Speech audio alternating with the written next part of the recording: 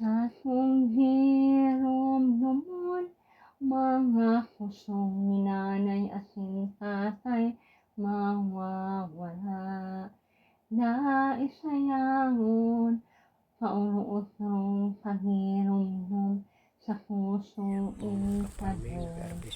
Mawala man sila sa mata, sa isip asin puso ka, Tapos po dito po sa tabi po ng tinanim kong sitaw, ayan po, ang ganda ng mga tinanim kong kamuting kahoy. Yan. Dito po yan sa gilid lang po ng tinanim kong mga sitaw. Ito po yung sitaw, ga-harvest po ako. Ayan po mga kaparming. Yan na po ang mga tanim ko.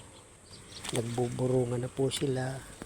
Tapos dito po sa tabi may mga kamuting kahoy. Yan.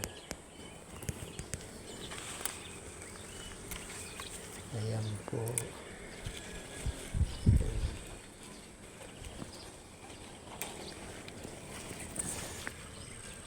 Sito po ito mga kaparming. Ayan. mga pangyayari, mga nakaating sa imuning sakit, minuhay, si nanay, si tatay, sila ng puso, nagpa-espena at tanganin aking matawan, mahay na pupuro, halos na ina, makabakal, manong ina, sobrang sakripisyo. Asa nga ning tius na, singanan tius pa, makakalhay sana, panangat na api na. Sa tunghirom lumon, mga kusong na mawawala. Naisayangon, pauruotong pagirumdum sa puso itanong. Mawala man sila sa mata, sa isip asin puso ka, yaon Mga marigoso po. Nagpara dagol na po dito yung mga bunga. Nangalay-kalay na. Abot na po sa tupuro. Nag-arbis na po ako. Pero dakol na po aditing ko mga bunga.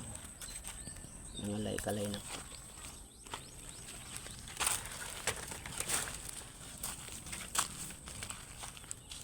Ito na po ako sa adi mga arbiso.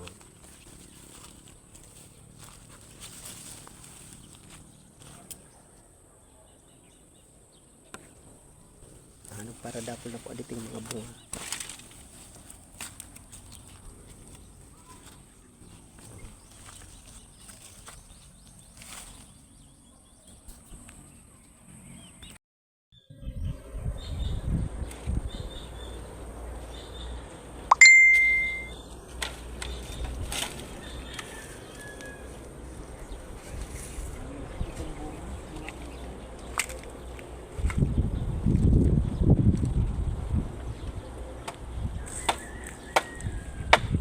Thank you for watching.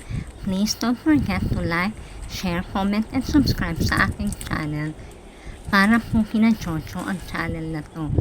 Alam ko po kung gaano yung sacrifice nila sa pagtatrabaho sa mini farm para maitaguyod ang pag-aaral ng kanilang mga anak.